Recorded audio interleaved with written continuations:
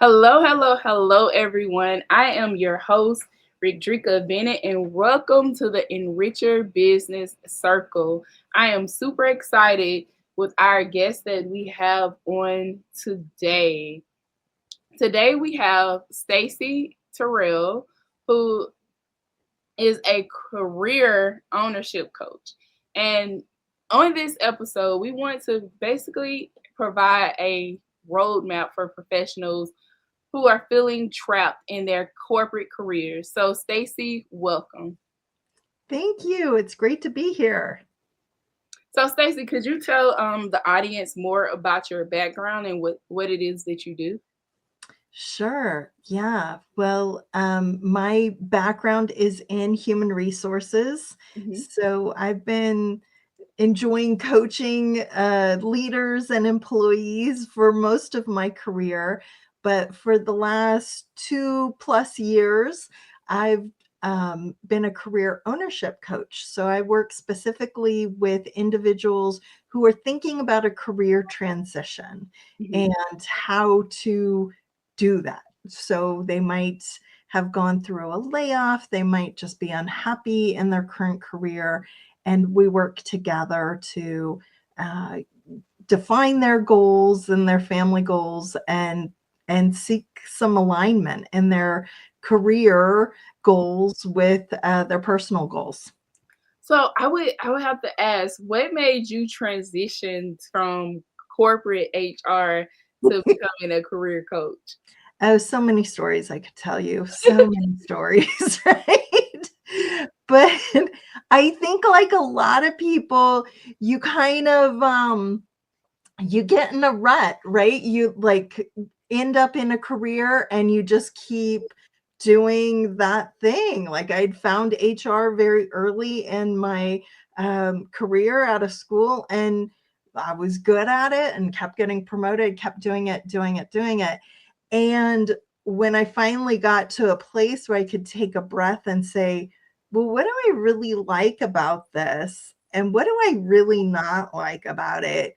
How can I do more of the things that I like? Is this for me? Does this fit my life? So I had gone through a layoff. I had worked someplace during the pandemic and thought I was going to get a promotion, and I didn't get the promotion. I took a little step back to do some consulting. I was back in the job market, and it was just like, what am I doing with my life? So, admittedly, a little midlife crisisy, um, Mhm. but kind of a good time to take stock of like, well, my values have really changed for my career from when I was 25 to now when I'm not 25, right? So how do I find something that fits my life?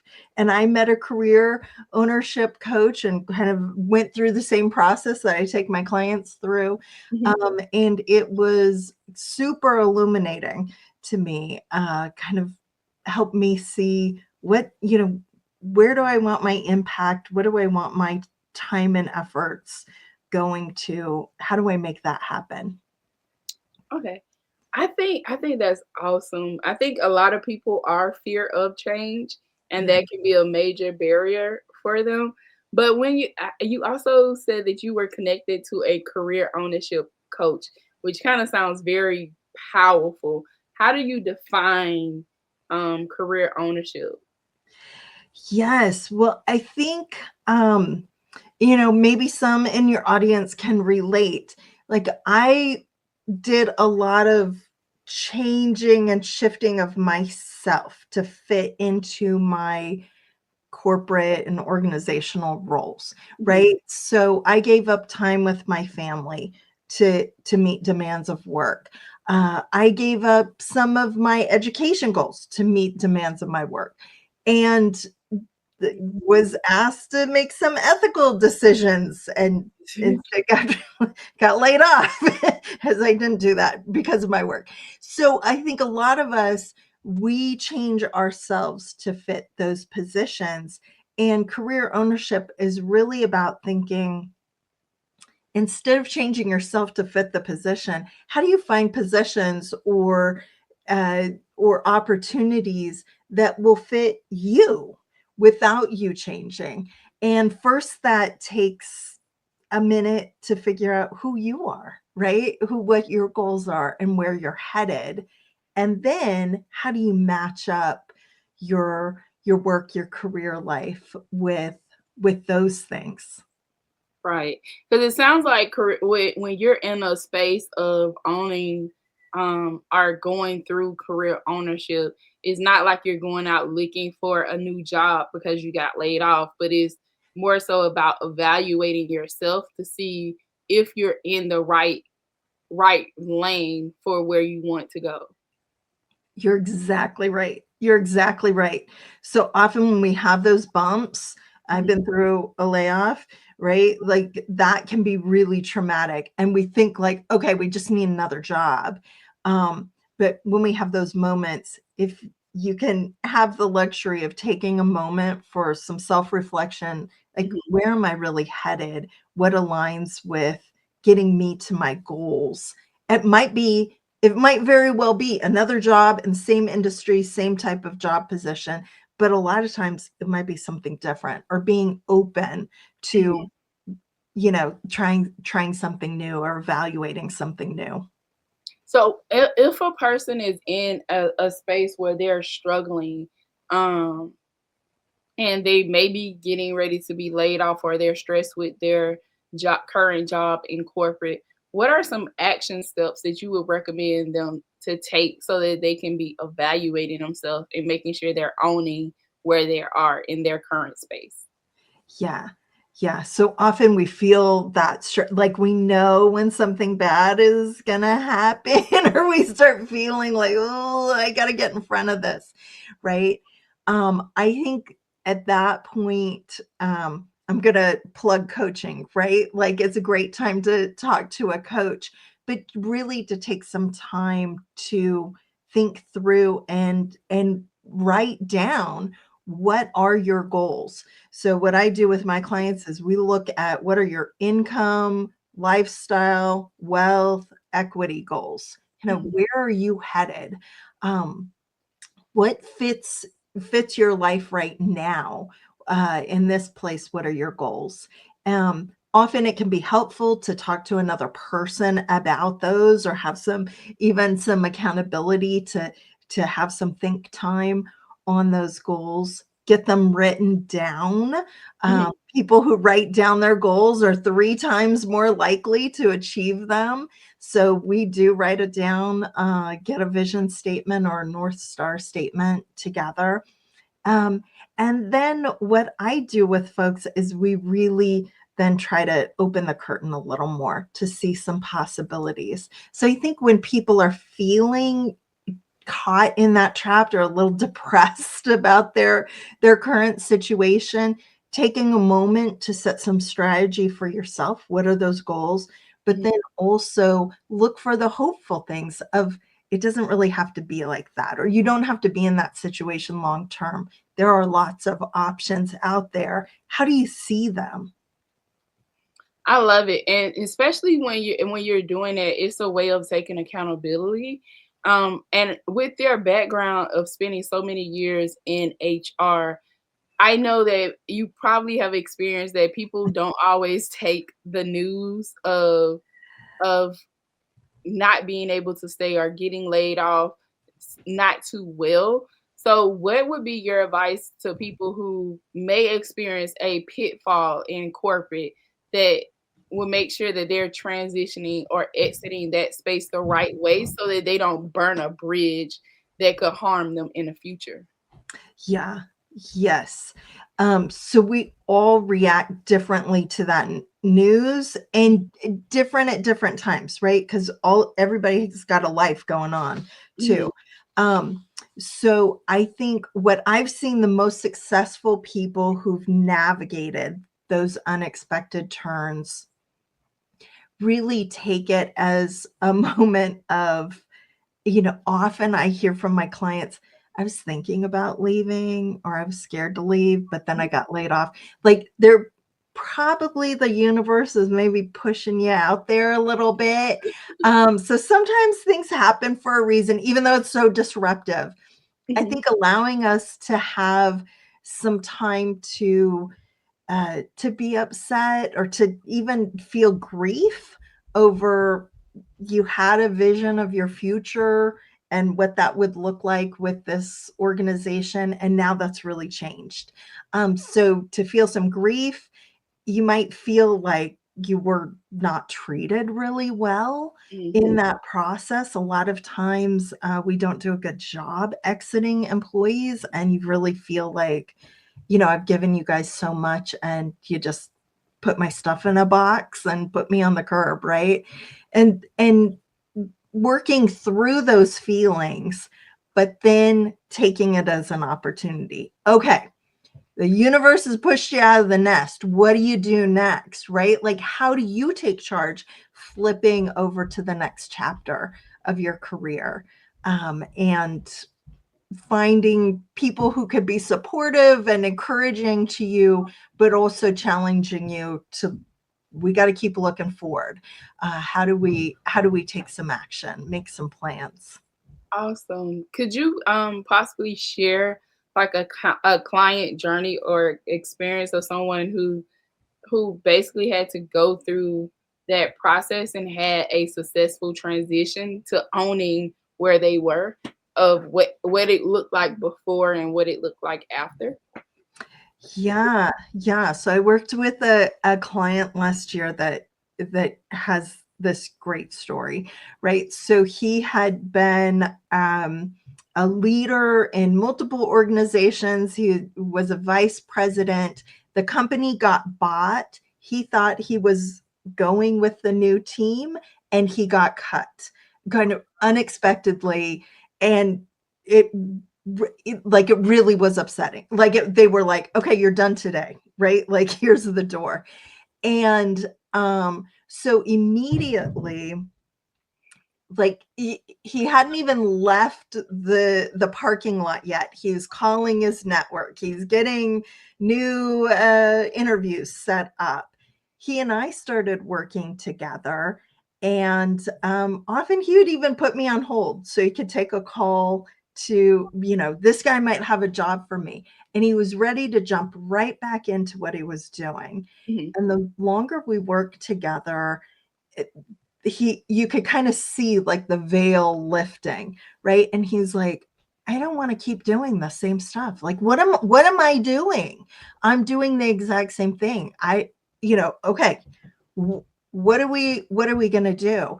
Mhm. And so we started discovery about, what may be interesting about business ownership Mhm. together. And he, like, all of a sudden could see a vision for his future that included business ownership involving his son.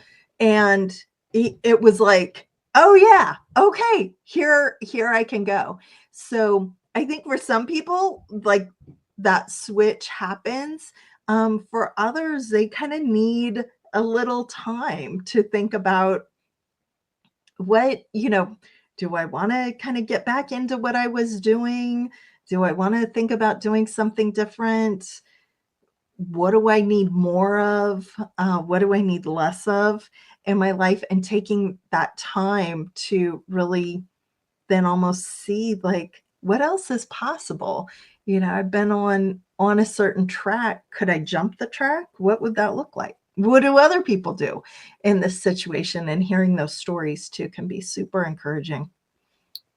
Yeah, and it kind of sounds like he had to go through a phase of having or finding a balanced lifestyle. Like there was an imbalance there that he did Yeah. not realize that actually took place, but it wasn't until he was able to sit still for a moment that he was able to see that, hey, this is not really what I want.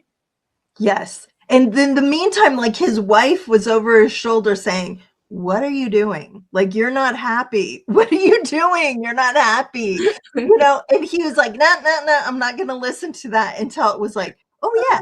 Okay, what if I do stop and listen?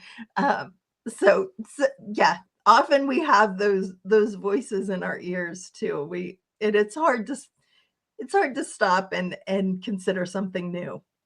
So do you, in your process, do you help the clients to really kind of find or find some type of balance when they're getting ready to orchestrate a new career ownership?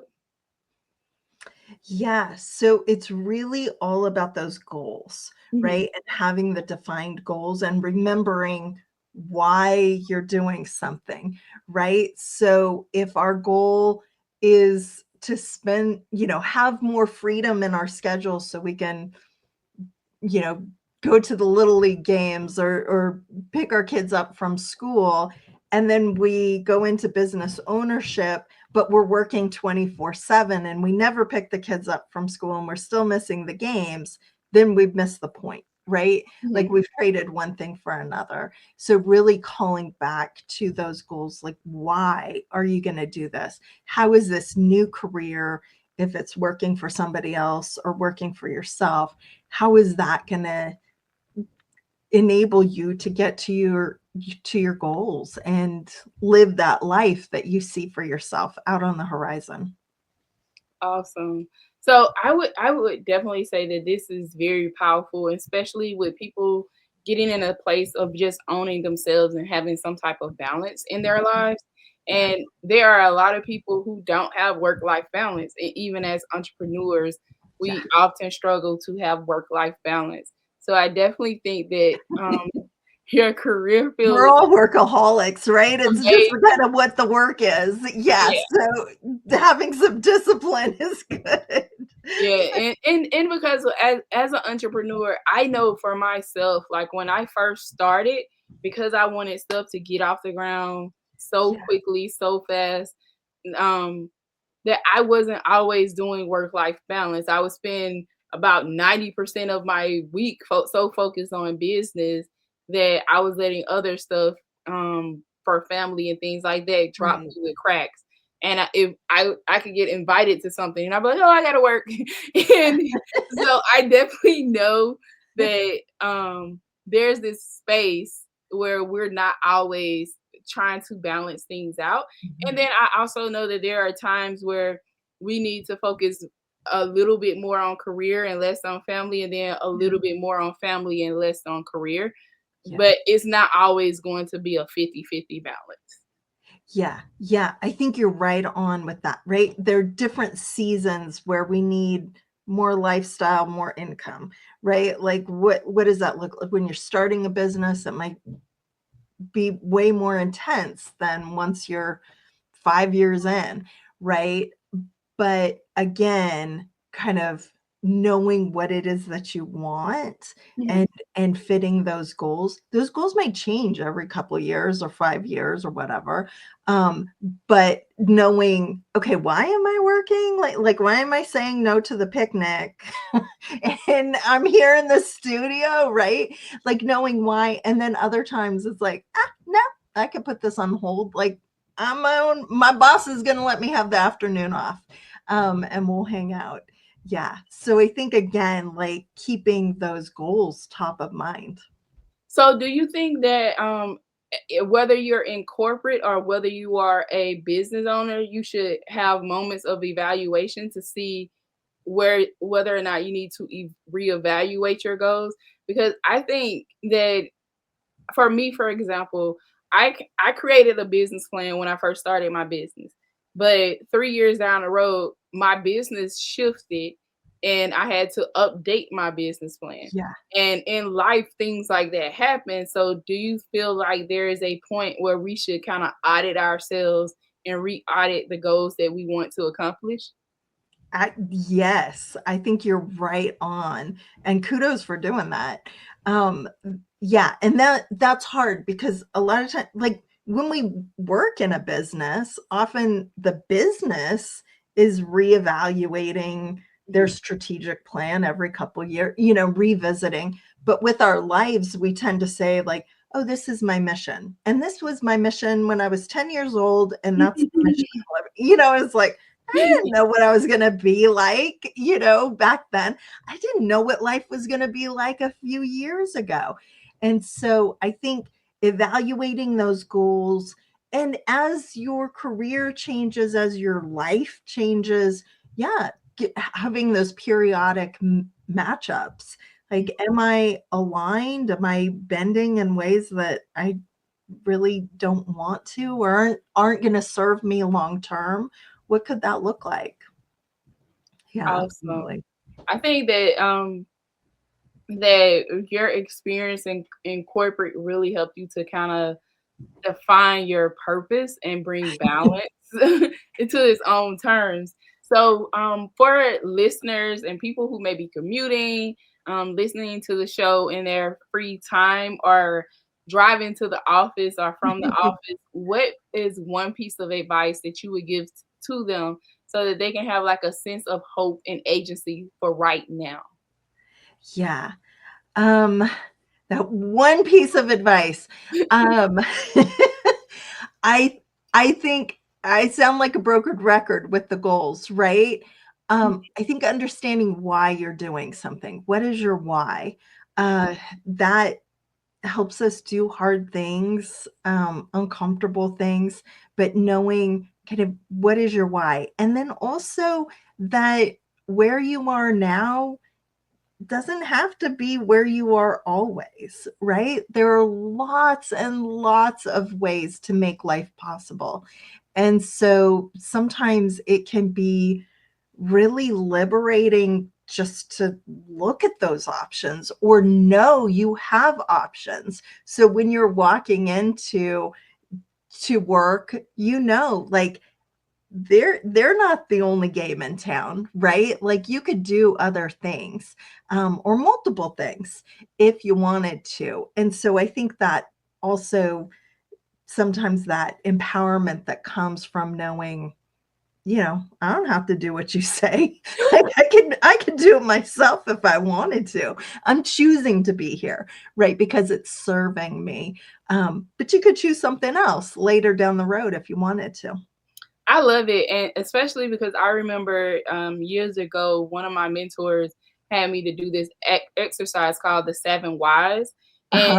you you say why you want to do something, but then you go to a deeper why of why did you previously say you wanted to do that why, until you do it 7 times to really get to that core It's of crazy, right? you really want it. And I tell you, once you get to that fourth why, you be like, do I still have to ask myself why again? But Right? Were really you struggle. crying and laughing and yeah, having You all the struggle. emotions.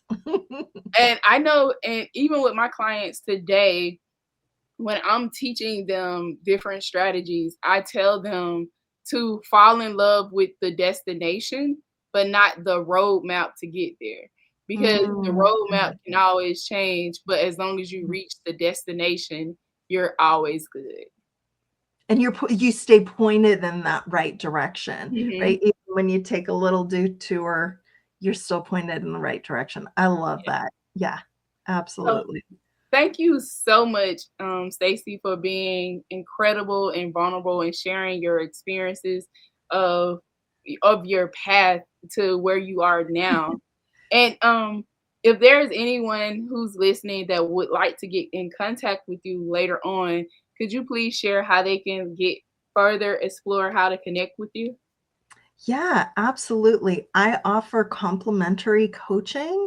Okay. So I love talking to different people. The easiest way to get to me is through my website called My Life, My Biz, BIZ. And Mhm. that takes you right into my contact card. You can get on my calendar. I'd love to talk to people. Awesome.